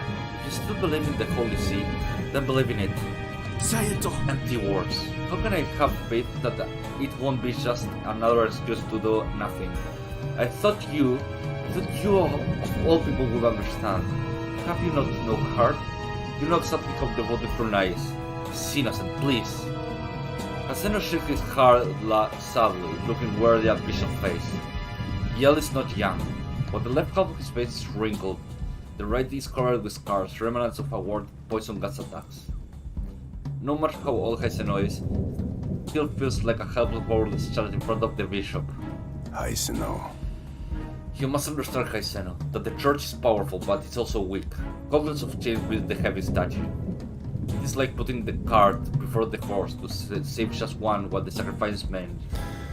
In fact, some things are not meant to be well known. In this case, it's beyond the reach of the Holy See. Hand it over to the Order is the better way to move. The Order, the very thesis Order. An alliance of scholars responding to societal needs of scientific development. The Order established a program for academic exchange and does not put its members in any only a regular seminar meeting once every few years. During periods without assemblies, the Order will provide its scholars with funds and research to help them further development. Okay. Yeah, go back. How do you go back? There. No, there. Fyong. The Order is not an academic institution. Why are you not waiting for the merciless Seat Nathan to act? Are you? Or would you rather allow Turner to be slandered in the meantime, even if you believe in his I'm a innocence? 4-star. Why are you laughing, Necro? I will wait until Seat tells me that the police found their evidence. It only appears as if they are not in his side. Look closer, dear child, and you will see that they are hard at work. Zebni You Fio. too, my child, are the eyes and ears of the church. It's not the reflection of your poor guidance if you wear wagging tongues. Cassino bursts his teeth, shaking and trying to contain his rage. He lowers his head to recite a few meditative prayers, only to find that his mind is filled with disappointment. Bishop left quietly as he came. He clenched his feet and grasps, only to feel the pain and anger pressing his heart like a hot blade. The papers are scattered across the floor, getting blown around whenever he attempts to pick them up. Is it bad? Am I being nosy? He doesn't know. He just knows it's what he wants to do. Why would the Order take charge of the church cannot do? He ponders Giel's words. Sadmul Nathan, the honorable chief scholar of Veritasis Order, and his biological father. Why did he involve in this? What is he planning? Chief?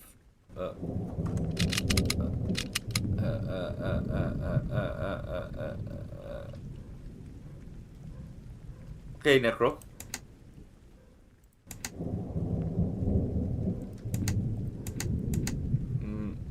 Where is this guy Mulnathan? Yeah. Well, so far it seems to be political well, it's weird. It's about like some priest guy is said to have murdered some person, and the church doesn't want to do shit about it because something I don't understand yet. And you live the life of 7 people and their problems. Like for now is this guy over here. What do you call him? Medicine student that does autopsies, and some whore called Chevrolet or something like that. Kaiseno rises and looks outside the window. The rain seems to be falling heavily. It is not enough. Haiseno thinks with a right smile. It's not heavy enough to ring the bell of the St.Godhrkar, but still falling as if it never stop. And neither will Haiseno. He's going to have to talk with his father, as they did after his brother's death.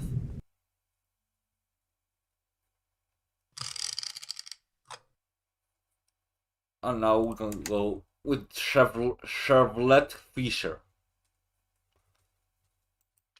This is the horror I was talking about.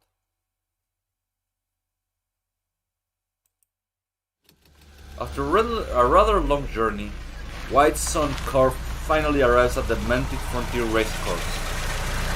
Robert steps out of the driver's seat and eagerly opens the back door. A soft hand clings to his palm, and is followed by captivating strands of curly hair. They sway lightly in the breeze and settle quietly on the lapel of the owner's collar. Like walking straight out of a painting, a pale and frail-looking girl steps out of the car. A heavily scarf wraps tightly around her thin shoulder, as if holding her very existence together. Lagarde gets out of the car behind her, holding her hand to make room for Chevrolet to leave the car. Rorty, still dizzy. Who's Rorty? Rorty Whitson, daughter of Lagarde White's son. A gentle and unsophisticated young lady. She is a well-educated and decent girl who has a close relationship with her father. The girl shakes her head and forces a smile as an answer. The girl shakes her head and barely forms a small smile at Lagarde's words. Chevrolet stands behind them, trying not to roll her eyes. Her patron is a perfect gentleman, except when his daughter is around. His attention is always glued to her, as if others don't exist, which is, of course, he won't admit. Chevrolet has little sympathy for the sickly girl, who has been spoiled to death.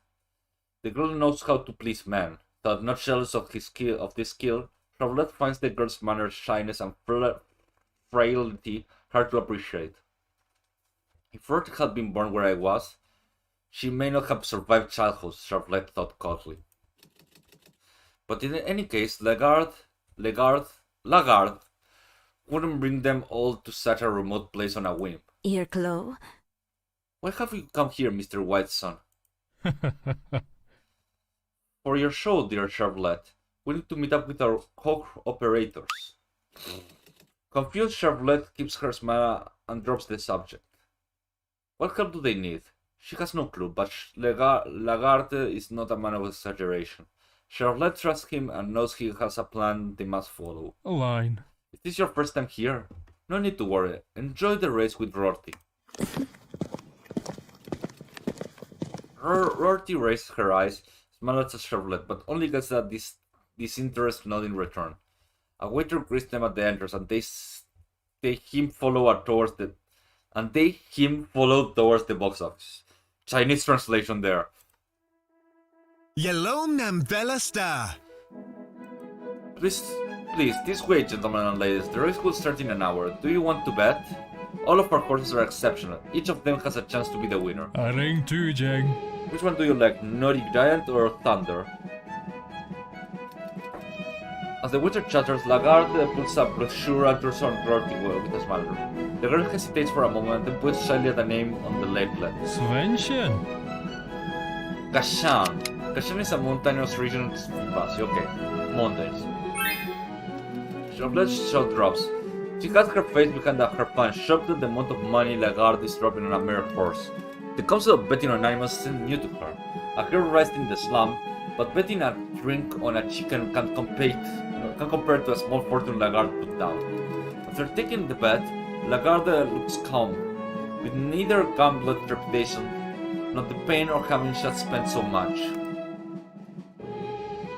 Her blood grows worried that they weave through the crowds. What happened to making her a star? Surely gambling wasn't Lagarde's answer to her problems.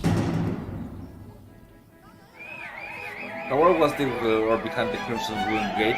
Chevrolet stood in the extent of it all. The cheering is overheard the four people.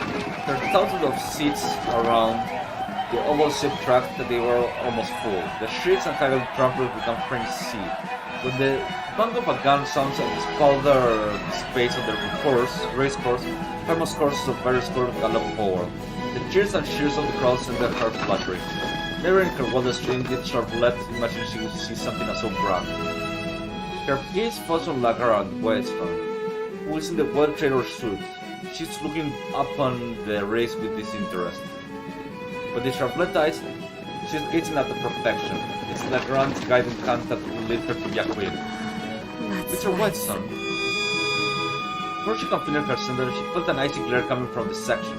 Below them, Charlotte shifts her eyes, carefully not to make a scene. She stares into the expressionless face of a very tall, strong man. Outside. Rolf's voice is cheaper, highly unusual before Lagarde speaks. Rorty, however, is still watching the track intently. The man below makes his way to the trio section. The guys never leaving hers. Charlotte keeps her facade, but then as he comes close, who's this man? This. Charlotte looks at Getsaver, who gives her a small smile. Another rarity. Charlotte nervously describes Roder's...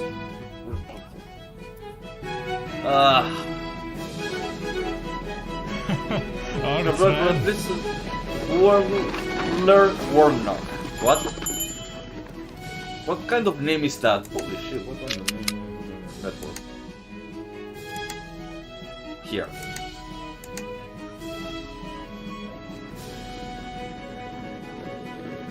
Oh.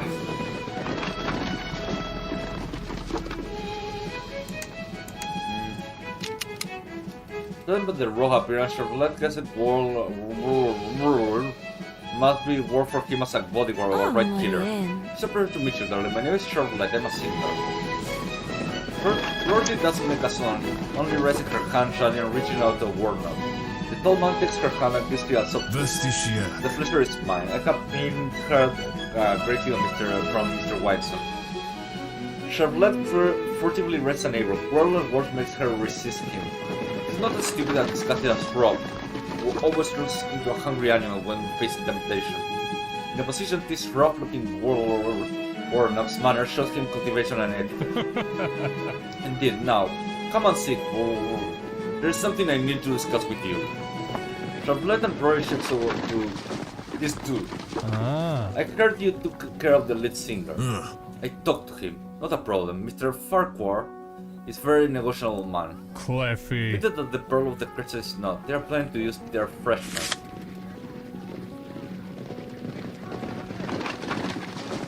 Oh, the freshman is... Oh. There is his name, address, and some photos. I have heard the orchestra is having a party tonight. Maybe you can meet him on his way. Feel free to act a little more harshly this time. Sure wish the orchestra would learn their lesson.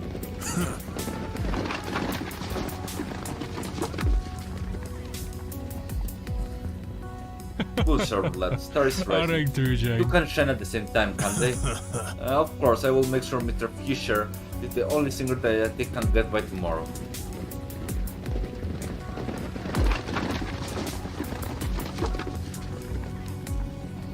One thing she knows for certain, it will be another dreadful problem for the next singer. What are they planning to do? Kidnap, threaten, kill?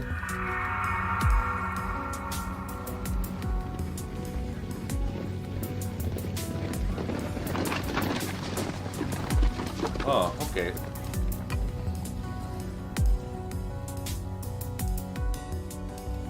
Yeah, she wants fame, but she wants to attain it with her own talent. The guard plan is completely unreasonable. But maybe he's putting in every effort to make sure everything goes well. It reminds her of what taught her. The song is not the first solution, but the last resort. She conflicted, but the only thing that she can do is squeeze her black pearl necklace and try to conceal by being a calm facade instead. A pearl can't trust her. It's Rorty. It's quite close to her. Rorty simply stares at her red eyes full of sorrow, as if worried about her. Young. Rorty shakes her head, but when she tries to speak, someone else interrupts their conversation. It's a handsome young man who finally finds his target and shots with him. Tav! Bro, Lagarde, there you are. Waller's expression changes as he recognizes the man. The resolute and solemn facade finally cracks. He stands up and pushes the young man into a corner before the staff throws him out of the blocking his view. Here you go. What are you doing here, Gaul? What are your manners? Give Adi Trent. Okay. It's this Gaul.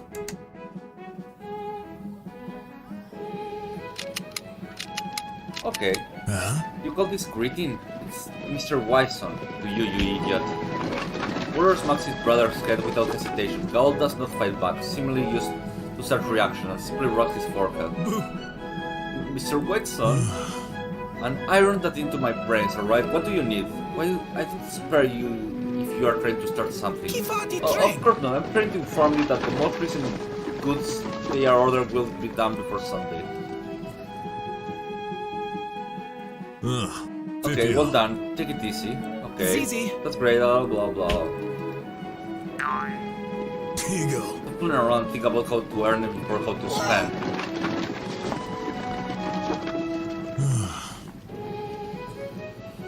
Huh? A tab. No, nothing. Okay. This thing is about to. Vestige. Excuse this. This is my younger brother, Gail. He's the one who made those goods you ordered. Please, for his bad manners. Gail is the best prom maker you ever seen, especially for leather and string. Easy. Okay. Here you go. Boo. Still want the crunch. Okay.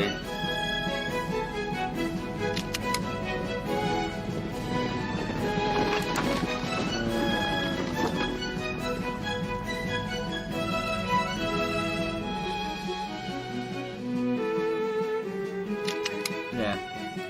As for the driver of Rob, he's already lost in the horse race. Well, there. I thought it was going to have some mystery, but the mystery is part of the story and not kind of like finished right on the shit like that. I like that kind of mystery, but this is annoying, if you will.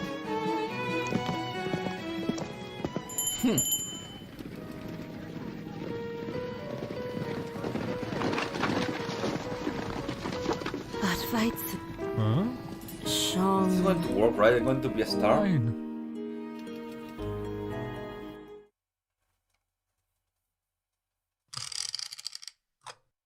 Okay. I will play something else because, man, for now it's... Oh, fuck. Too much reading and not enough interaction for me. It's a nice game, it's a nice visual novel, but there's a point of... Wow, 6 people. How do I have so much people? I didn't notice. Oh, yeah, I see. One of those is me 2 times. Okay. Anyways, I think I will be playing something else. So, if you're watching, I have 2 games to play. Either Hollow Knights or Death Doors. Which do you prefer?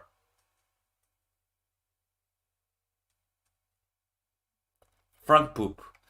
I will leave for a moment while I do something that has nothing to do with what was just said. So, give me a moment.